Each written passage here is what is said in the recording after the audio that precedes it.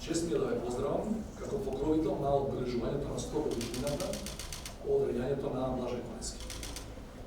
На 5 мај 1945 година, во првиот македонски дневен вестник, Нова Македонија, е објавено решението за македонската азбука, усвоено од тогашната народна влада. Тоа решение било изготвено од Наступската комисија за азбука и правопис, чиј член бил и Блаже Конески. Иако е само еден од низата важни историци за развој и кодификацијата на нашиот литературен јазик, токму 5 мај во 2019 по предлог од Советот за македонски јазик беше прогласен од владата за Ден на македонскиот јазик. Речиси половина век подоцна, на 17 ноември 1993 година, повторно во Нова Македонија, е објавен последниот текст на Блаже Конески. Во таа кратка статија, објавена непосредно пред неговата смрт, Конески не соочува со дилемата што го следила целиот негов живот. Вреди ли да се пишува на јазик на мал народ, што често бил негиран. Тој сведочи дека не еднаш, поради од странство во советување, неговиот талент кој го вложи во некој од така наречените големи светски јазици, наместо да го троши на еден наводници мал јазик, како што е македонскиот. Конески одговорил дека напуштањето на творењето на македонски јазик би било за него интимен пораз и изневерување на неговата генерација, на неговите врстници, понесени од македонската национална идеја. А ние денес можеме да додадеме, тоа се случи, тоа ќе биде пораз не само на негова, туку и на сите претходни и на сите идни генерации македонци. Цените присутни, Конески бил свесен дека македонскиот јазик и македонската писменост имаат свој долг временски континуитет. Процесот што започна низ народните наречија и предобедниците во 19 век кулминирало со Крсте Петков, Мисирков, според зборовите на Конески, уште на почетокот на 20 век прави целосен и промислен проект за кодификација на нашиот литературен јазик. За овој временски континуитет зборува и тоа што македонскиот правопис од 45-та и решенијата на Аустронската комисија се совпаѓале со предлогот на Мисирков. Конески сведочи дека во 45-та воопшто не се дискутирало прашањето за основата на македонскиот литературен јазик, бидејќи тоа било веќе одамна абсолвирано.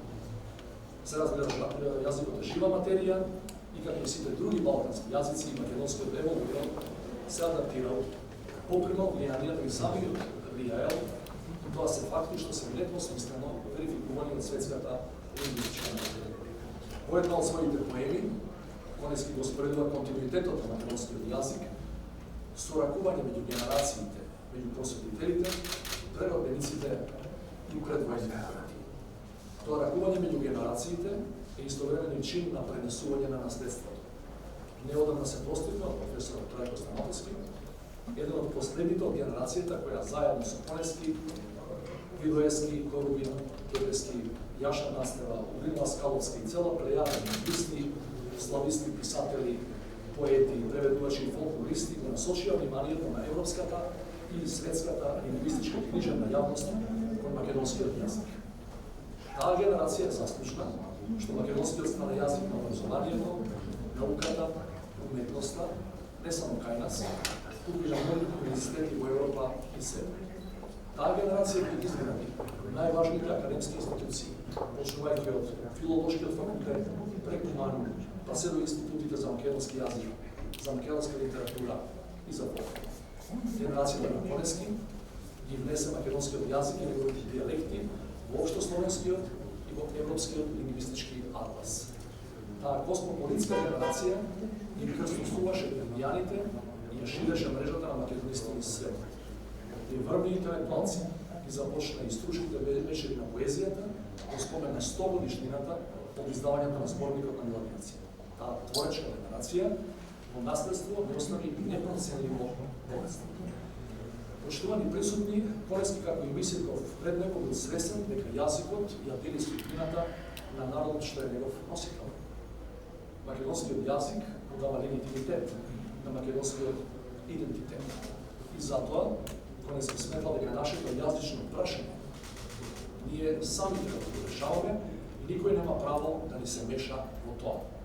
Македонскиот јазик е наше природно и основно човеково право и чува на нашата колективна меморија.